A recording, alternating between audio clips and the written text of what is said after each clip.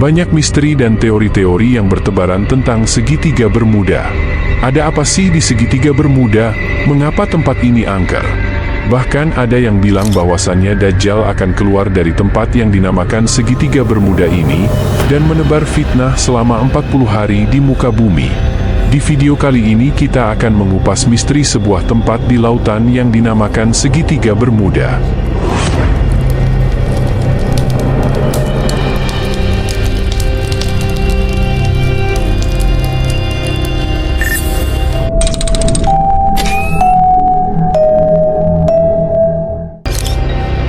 Assalamualaikum sahabat Yurdais yang dimuliakan Allah. Misteri segitiga Bermuda, sebuah fenomena misteri yang sangat populer di dunia dan melibatkan banyak sekali pihak. Ada kesaksian dari orang-orang yang katanya pernah selamat saat melintasi jalur itu, bahwa di sana ada UFO, ada penampakan benda-benda aneh, cahaya-cahaya aneh. Ada yang melihat segumpalan awan yang sangat unik dan lain sebagainya. Cerita-cerita ini melingkupi fenomena tentang begitu banyaknya kapal-kapal dan pesawat yang hilang di area tersebut dan tidak ditemukannya kembali. Sehingga banyak orang-orang yang berspekulasi apa sesungguhnya yang terjadi di sana. Sebagian masyarakat berpikir soal mistik, termasuk di dalamnya bahwa di situ ada Dajjal, bahwa di situ ada monster laut. Kemudian ada juga yang menyatakan itu adalah markas alien dan sebagainya. Beberapa yang skeptis mulai berpikir tentang hal yang lebih ilmiah. Misalkan tentang medan gravitas yang unik di sana. Kemudian tentang gelombang laut dan lain sebagainya. Sahabat beriman, kita mulai dari kronologinya. Columbus, konon, ketika dia melintasi Kepulauan Karibia, dia melihat ada cahaya yang sangat terang di cakrawala, seperti bintang yang jatuh.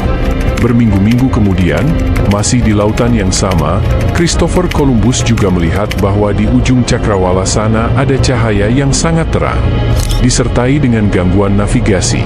Jadi alat-alat navigasi pada waktu itu juga kacau. Catatannya hanya sampai sejauh itu, dan kemudian tidak ada orang yang tertarik lagi untuk mengkaji itu. Tetapi tahun 1951, Jones, seorang penulis, melihat bahwa ada keanehan di sekitar segitiga Bermuda. Dia adalah orang pertama yang mendokumentasikan tentang pesawat-pesawat dan kapal-kapal yang hilang di kawasan itu. Kemudian tahun 1964, sebuah majalah anak-anak, Argosy, adalah yang kemudian pertama menyebut bahwa itu adalah segitiga Bermuda. Jadi pertama kali dinamakannya segitiga Bermuda itu tahun 1964. Merujuk pada wilayah-wilayah, yaitu Puerto Rico, Bermuda, kemudian negara bagian Florida, Amerika Serikat. Nah, 3 titik itulah yang kemudian paling banyak dijadikan sebagai standar soal lokasi di manakah segitiga Bermuda berasal. Tetapi penjelasan-penjelasan sesudahnya itu tidak selalu sama. Kalau merujuk pada teks-teks penelitian tentang segitiga Bermuda yang dilakukan oleh kalangan ilmiah, menjelaskan bahwa area segitiga Bermuda tidak selalu seperti itu. Kadang-kadang bahkan sampai merentang jauh ke Samudera Atlantik. Kadang-kadang lebih kecil lagi. Kemudian tahun 1974, pertama kalinya segitiga Bermuda dikait-kaitkan dengan Atlantis. Nah, kemudian catatan-catatan berikutnya dari tahun 70 ke 80 itu menjadi sangat booming. Ada begitu banyak buku-buku yang menjelaskan tentang fenomena ini. Sahabat Yurdais yang dimuliakan Allah, kalau kita melihat misteri-misteri aneh yang terkait dengan Amerika Serikat, maaf ya, itu misalkan Illuminati, kemudian segitiga Bermuda, atau Atlantis, pokoknya fenomena-fenomena baru dalam hal apapun itu biasanya boomingnya tahun 1960 sampai 1980. Ini karena adanya gejala sosial yang sangat kuat mendera Amerika Serikat pada waktu itu. Dari mulai hippies dan lain-lain.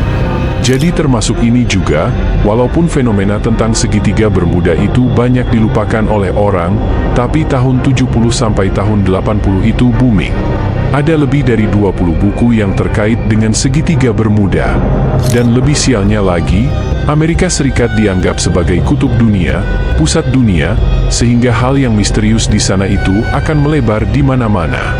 Di tahun 60-an sampai 80-an itulah akhirnya diketahui bahwa segitiga Bermuda itu telah menelan 1.000 orang dalam kurun waktu 100 tahun. Saya tidak akan menceritakan semua kasusnya, karena ada begitu banyak, dan sahabat juga bisa menemukannya dengan sangat mudah di internet, tapi saya akan pilih beberapa yang sangat unik. Di antaranya adalah kapal-kapal yang tidak hilang, tapi hanya awak kapalnya saja yang hilang.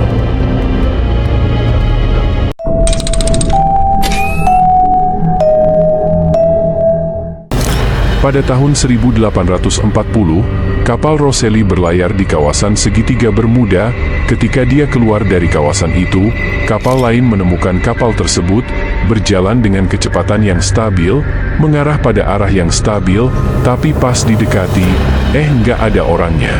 Begitupun fenomena yang sangat terkenal tentang kapal Mary Celeste. Kapal Mary Celeste itu berangkat dari Eropa ke Amerika Serikat, pas sampai di segitiga Bermuda itu, hilang sama sekali. Hilangnya bukan kapalnya, orangnya yang hilang. Tapi kapal Mary Celeste ini bergerak maju ke arah yang tepat. Di kamar kapten juga ditemukan obat batuk dalam botol begitu, yang sudah dituangkan ke sendok, mau diminum, tapi nggak jadi. Pada tahun 1881, Ellen Austin, ketika sedang berlayar, menemukan sebuah kapal yang tidak ada penghuninya sama sekali, tapi tetap jalan ke arah yang dituju. Catatan-catatan di dalam menunjukkan bahwa kapal ini berasal dari sini menuju sini, dan kapal itu memang bergerak ke arah yang tepat, tetapi tidak ada sama sekali orang di atasnya. Mungkinkah gara-gara melewati segitiga Bermuda?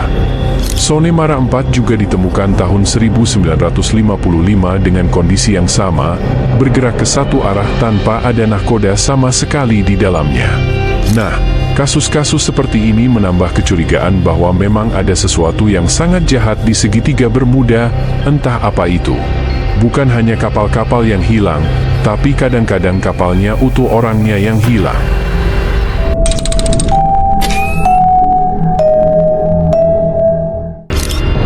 Beberapa orang yang selamat menyebutkan cerita sebagai berikut.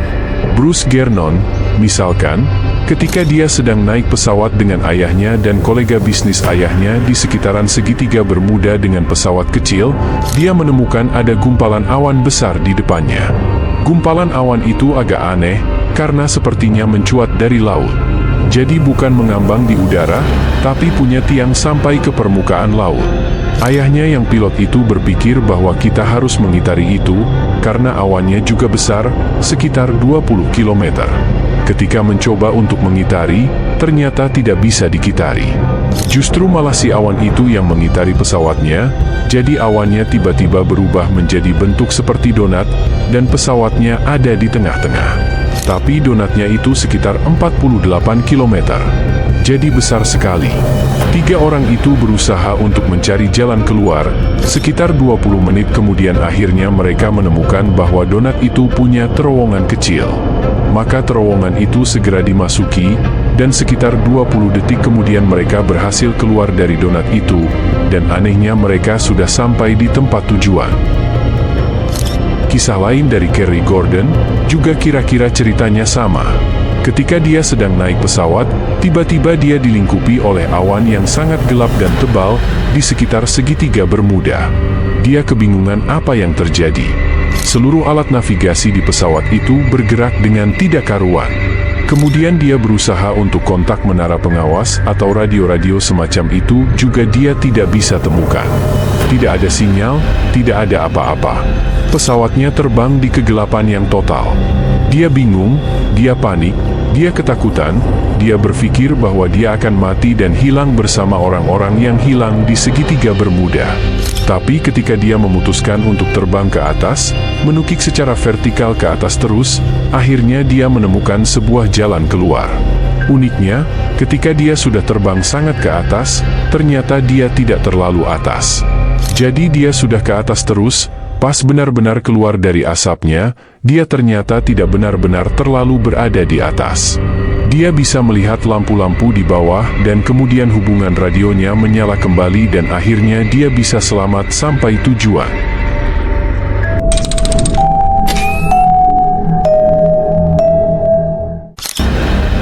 Ada 4 mitos yang paling terkenal terkait dengan segitiga Bermuda. Yang pertama, bahwa itu adalah markas Dajjal, karena iblis itu singgahsananya di atas laut. Jadi mungkin laut yang dimaksud itu adalah di segitiga Bermuda. Ini seperti yang dikemukakan oleh Muhammad Isa Daud. Kemudian ada juga mitos yang menyebut bahwa ini terkait dengan fenomena pembuangan budak. Dulu Amerika Serikat itu kan suka ngambilin budak dari Afrika dan jumlahnya itu sangat banyak. Dan ada 10 juta budak yang dibuang ke tengah laut. Dibuangnya itu di sekitaran segitiga Bermuda. Kenapa budak itu dibuang? Kalau misalkan kapalnya oleng, kapalnya butuh makanan yang cukup, dan di situ sudah habis pasokan makan, dan sebagainya, itu biasanya yang dibuang itu adalah kargo. Kalau kargo yang dimaksud itu adalah budak, maka budak-budaknya yang dibuang. Kenneth McCall menyebut bahwa ada sekitar 10 juta budak yang dibuang ke sana dan mereka mati penasaran. Mereka bikin sebuah kerajaan arwah yang sangat besar di situ dan menghantui segitiga Bermuda. Sehingga siapapun yang masuk ke sana akan menerima kutukan. Ada juga yang menyebut bahwa itu adalah pangkalan alien. Karena ada begitu banyak kasus-kasus di situ yang menunjukkan bahwa ada campur tangan alien. Misalkan tentang keberadaan piramid unik di bawah segitiga Bermuda di dasar lautnya, atau begitu banyak penampakan UFO dan USO. Kan UFO itu yang terbang, dan USO itu ada kapal selam unik yang nampaknya tidak berasal dari bumi. Itu juga banyak bertebaran di kawasan segitiga Bermuda, katanya. Kemudian ada juga yang menyebut bahwa di situ ada lorong waktu. Medan gravitasi di sana itu kan sangat kacau. Jadi siapapun yang lewat sana, kompas dan lain-lain sistem navigasinya rusak. Ini menunjukkan bahwa ada medan gravitasi yang aneh di situ. Dan medan gravitasi yang aneh itu hanya bisa menjelaskan satu hal, bahwa di situ relativitas waktu terjadi. Adanya lorong waktu. Orang yang masuk ke situ, mungkin akan sampai ke waktu yang lain di dunia yang lain. Kita tidak pernah tahu. Mungkin orang yang masuk ke situ, jadi sampai ke zaman dinosaurus. Ketika mitos-mitos itu berkembang, para saintis juga melakukan berbagai penelitian.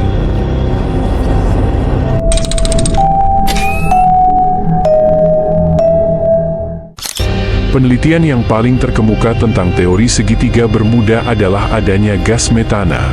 Sahabat beriman, jadi di pertemuan antara lempeng-lempeng benua dan lempeng samudera, itu di bawahnya biasanya terkandung gas metana. Gas metana itu ada di bawah dasar samudera. Kalau gas metana itu berhasil menyeluap keluar, bikin rekahan, kemudian keluar, impact ledakan di atasnya itu cukup untuk menelan kapal yang sangat besar sekalipun. Dan bisa mempengaruhi pesawat terbang yang ada di atasnya. Itulah teori yang menjelaskan kenapa segitiga Bermuda angker. Kapal-kapal yang tenggelam di sana tidak ditemukan lagi. Itu teori-teori yang paling diterima oleh masyarakat ilmuwan. Setidaknya sampai tahun 1980-an. Teori sains yang sangat populer juga tentang segitiga Bermuda adalah adanya gelombang raksasa di sana. Jadi sahabat, kalau sahabat lihat bagaimana kondisi Laut Sargasso dan segitiga Bermuda di situ, itu kan ada di sebuah cekungan besar. Sehingga segitiga Bermuda itu sesungguhnya adalah wilayah yang sangat angker karena cuacanya ekstrim. Karena cuaca ekstrim juga di sana itu sering terjadi gelombang laut dadakan. Gelombang laut dadakan itu bisa sampai 30 meter tingginya atau bahkan lebih dari itu, dan gelombang itu dadakan. Sehingga kapal yang paling gede sekalipun itu pasti akan terhempas. Semakin besar kapalnya, semakin besar kerusakan yang diakibatkan oleh gelombang besar ini.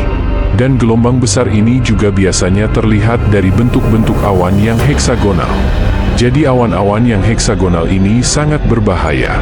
Tapi di antara semua teori itu, ada teori kompilasi dan menurut saya ini adalah teori yang masuk akal. Teori kompilasi itu adalah bahwa di segitiga Bermuda tidak ada misteri apapun.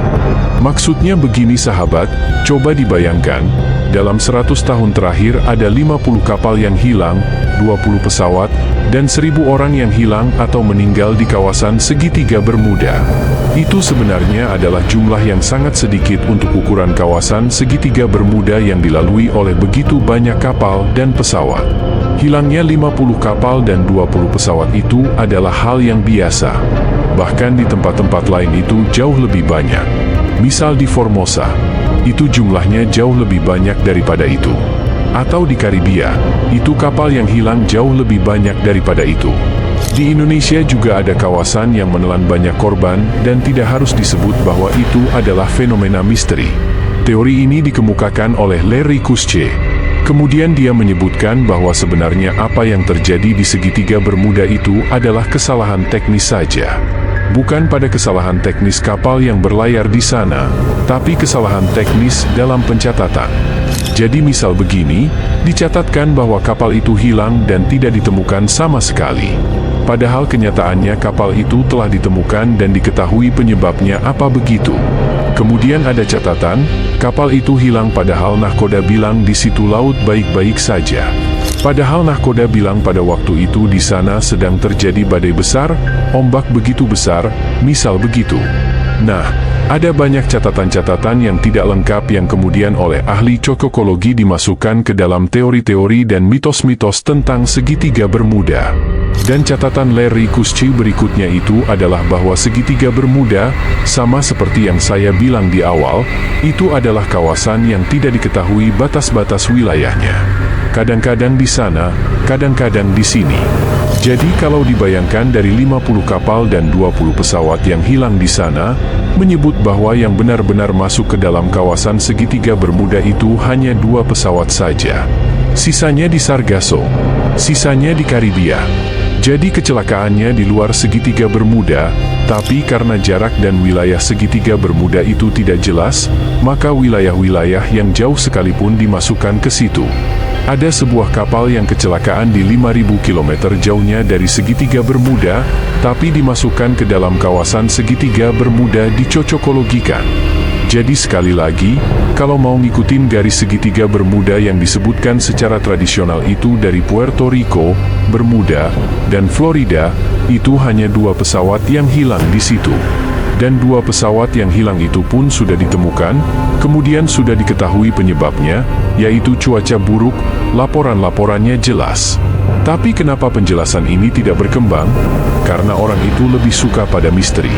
Jadi setiap orang itu kan membutuhkan misteri. Ketika mereka gagal menemukannya, mereka menciptakan misteri itu. Jadi walaupun segitiga Bermuda itu sesungguhnya tidak ada misteri sama sekali, tapi mereka buat-buat cerita tentang itu. Bagaimana dengan kesaksian-kesaksian orang yang bertahan hidup setelah melewati segitiga Bermuda? Jadi kalau misalnya sahabat adalah seorang pelaut, sudah puluhan tahun melaut, pasti tahu bahwa di tengah laut itu memang banyak fenomena-fenomena aneh. Kabut yang aneh, tornado yang aneh, dan sebagainya itu sebenarnya sudah hal yang biasa. Jadi kalau ada orang yang menyatakan pengalamannya aneh di sini, pengalamannya aneh di situ, ya wajar, namanya juga di laut, banyak kejadian unik yang terjadi di laut.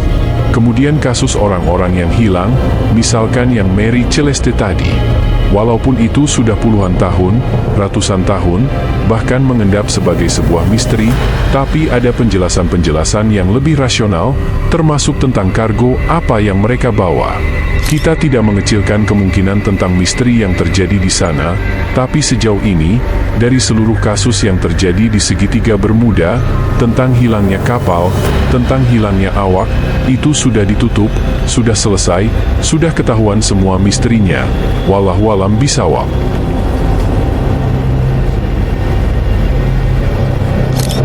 Jadi sahabat Yurdais yang dimuliakan Allah, itulah misteri dan berbagai teori tentang segitiga Bermuda. Semoga bisa bermanfaat ya sahabat. Lebih dan kurangnya mohon dimaafkan, yang benar datangnya dari Allah Subhanahu wa Ta'ala, hilaf atau keliru itu datangnya dari saya pribadi sebagai manusia biasa. Wassalamualaikum. Bantu channel ini dengan cara subscribe channel Sadyurdai dan share video ini agar channel ini semakin berkembang. Like jika kamu menyukai video ini, dislike jika kamu tidak menyukai video ini. Terima kasih telah menonton, sampai jumpa di video berikutnya.